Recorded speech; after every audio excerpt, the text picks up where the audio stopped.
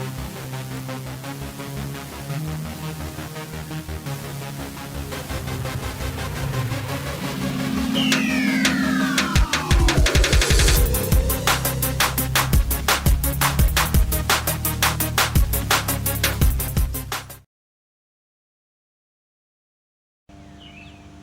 so ungrateful after all that I have done for you.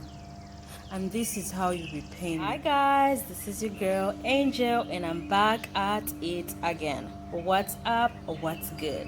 I hope everybody is doing great. So, Africans, to be specific, have a tendency to say, oh, I'm gonna bring my niece over, or I'm gonna bring my mom over, I'm gonna bring my nephew over so that they can help me with my children or help me out with my business if they have like maybe a restaurant or just in general, because they don't want to pay for the labor of having to have an actual person do the actual work for them, because it's much more expensive and it's just more convenient to have somebody that you know and trustworthy around you, because you don't want anybody around your staff that that you don't trust. So the best resort is to have a family member come over. I heard a story of a young lady that I'm not gonna say what country she came from, but definitely it was an African country. And she was very excited when she came here. She had met these people online and they had been talking for a while. I'm assuming they had a relationship before she came here, or she just met them online and then they established a relationship based on those facts. When the young lady came here, she was told that she was gonna be helped with, a job and, just in general to want her to have like a better life. And she got excited. The girl quit her job in the country where she came from, and she came here and she started living with this family.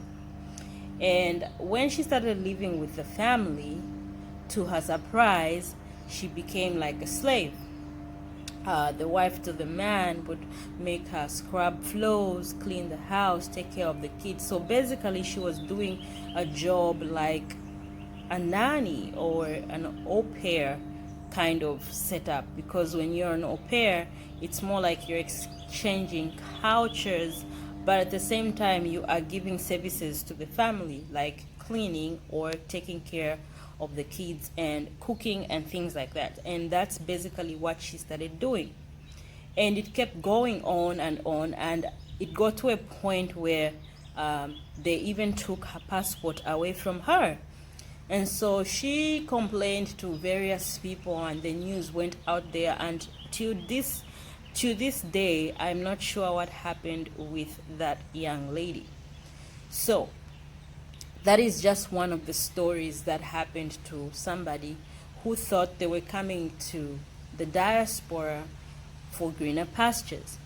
So many things happen in Africa, in different countries, and a lot of people have, they go through so many challenges and a lot of poverty going on in our families. There's all these things that happen. And not to say I am encouraging anything bad or immoral to happen in our countries, but some people run away because the laws of the country do not allow the things that they believe in. Do I support people being gay? No, but I have gay friends. Do I support anybody changing to transgender? No, but I have transgender friends and they are really good people. Do I support lesbians? No, but I do have people around my circle that do those things, and I cannot judge them based on what they choose to believe in just because my country believes in different values. Where I come from, they say Zambia is a Christian nation, which we say we are, but the things that happen in the country are so disrespectful. They are far from Christian nation. they're just things that are kind of really disappointing. And honestly, thank God that we are able to have a move and fight for our country right now, and that's besides the point. The moral story of this video is the difference between an African and a white person.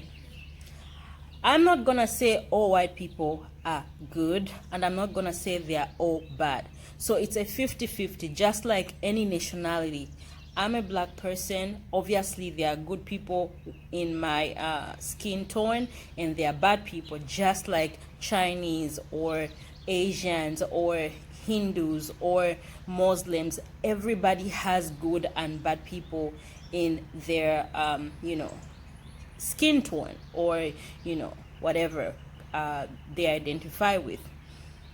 But the issue is that a lot of Africans, when they have somebody come over from home, normally it's not because they want to help those people. Sometimes they bring those people here because they want to use them for their own benefit, and it's really a shame because those people leave everything behind them. And even though people are suffering back home, you'd rather suffer in your own country than come here and be treated like a slave. A lot of people suffer in homes. A lot of people are not informed about the right channels for them to do the right thing in order for them to be legal in the country. And a lot of people suffer because of those same things. An example I'm gonna give is this. In a white home, you find that a family has husband, wife, children. When they decide to have anybody come over, whether it's the grandmother or the grandfather or anybody else to come into their house to help with anything, the family always remembers to pay those people. Sometimes they just say, no, we're just doing this out of love. But with the way they grow up with, if a child does chores, normally parents over here would pay the child and be like, oh, you earned an award. Not like really paying them, but like they help empower them. And that's why you find that there's a lot of development here, because children learn to work when they are really young. Not to say that Africans don't learn. They do learn, but a lot of people are still in their mothers' and fathers' houses because of the fact that parents still keep their children until, maybe their 30s. Am I saying it's a bad thing? No. Where should they go? Obviously, that's their parents' house. But when you look at the setup in the diaspora, it is put up in such a way that even a 16-year-old is able to drive. And when you get to 18, you are an independent person, and you are able to make your own decisions. You're able to work. There are jobs you can work in McDonald's, or you can be a cashier in a Whole Food store, or, you can be the person that packs the clothes, etc., etc. You can work in a Walmart. But in Africa, the opportunities are less. Even though we have the resources, I believe that it's the leadership that we have, in our countries, is they don't know how to manage resources. They don't know probably how to lead, and that's why even when we choose new leaders, things are constantly the same. It's not really the change of a leader that will change the system. It's people changing the system themselves, because even if you change a leader and he says, I'm a good person, he can also change when he comes into power. So it's things like that cause a lot of people not to, succeed, especially in the black sector. And so, as I was saying, they would, a white family, they would remember to, reward, the grandparents or whoever it is that is working for them. While, on the other hand, in a black home, if a black person invites somebody over to help with any kind of work, they expect not to reward the person because of the relationship that they have, which honestly is ridiculous, because I feel like if somebody is doing any type of work, they should be rewarded. Even if it's not millions of dollars, every person needs to be rewarded. You cannot expect someone to just do things and you don't reward them, because a reward helps somebody to be motivated to do the work. Why do people leave their homes and go to jobs and work? It's because they know they are going to expect something out of what they are doing. If people went to work and they were not paid for their work, do you think anybody would go for work? The reason why people work is because they know they will be rewarded something at the end of the week, or at the end of 2 weeks, or at the end of the month, because they know they are going to expect a reward. But if that mentality of like, oh, we're family members, or we're this and that, I think it should be put to a hold, because you're not empowering anybody. If you go for work and they empower you with an income, you need to empower the people that are doing certain things for you. Families in the African setup act like, oh, now you live in my house, so because you live in my house and I'm sheltering you and I'm giving you food, if you are doing anything else for me, then I can't pay you. But truly, people have needs. You don't expect anybody to come and do anything for free for you. Unfortunately, the world has changed. Gone are the days when people did things for free for you. Even family members expect a reward out of everything that they do.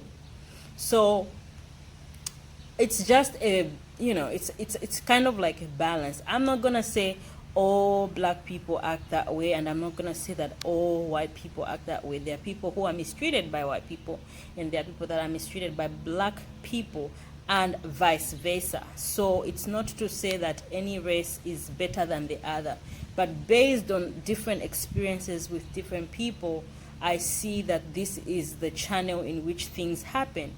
People are not really appreciated, and people always use the family factor or the friendship factor or the I know you factor to use other people, and yet they forget that the people are doing something for them.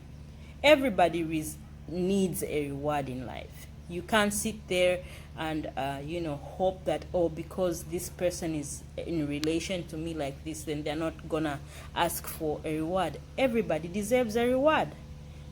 Everything a person does for you, just know that there's always a catch. Even if they don't tell you that no, there isn't a catch, you just need to think in your head that, the gardener that did gardening for me outside, the one that mowed the lawn for me outside, obviously needs a reward.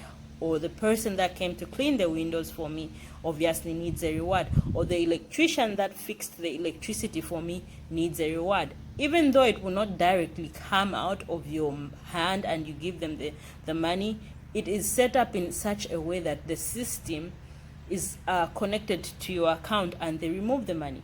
When you go to a hospital and you have a baby, the doctor that delivers your baby has direct contact to your account stuff and all your details. Immediately you give birth, they either send you a bill. If you want to pay immediately, you pay immediately, but they'll send you a bill saying you owe because the doctor did a service for you. Or a person that takes care of your child in the hospital, a nurse, there are nurses, there are technicians in the hospital. All those people, there is always a system that always pays those people. So there is really nothing for free.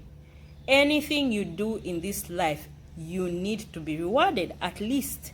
Even if it's not millions of dollars, you need to remember that nothing is for free. Everything in this world is set up in such a way that if I do this, what do I get out of it? Most times, nobody would do anything when they know that they're not going to gain anything out of it. Normally, somebody will ask, what's the catch? If they say they are selling a home and they know that you're a good marketing person, as a marketing person, you are going to ask them, okay, I'm going to use my skills to talk about how we can sell this house. I'm gonna be able to convince these people with how I talk, because marketing is my keyword, like marketing is what I do. And if I speak to the people and they buy it, what's the catch? How much am I getting out of it? Everything you do, nothing is free. You will not go inside a train and expect that they won't ask for the ticket. You need to have a ticket because nothing is free. The car that you drive, you have to put gas in it. It is not free. You have to service the car in order for it to continue moving. Even the airplane that is flying in the air, it won't fly unless they put the benzene inside of it. It has a specific type of gas that goes inside of it for it to be flying in the air. It is not free. The pilot that will fly your plane is not gonna fly the plane for free. He has to be paid. There is a catch. Every person knows that there is a catch. You do not go to university for free. Even when they sponsor you, you still need to pay something at the end of it all.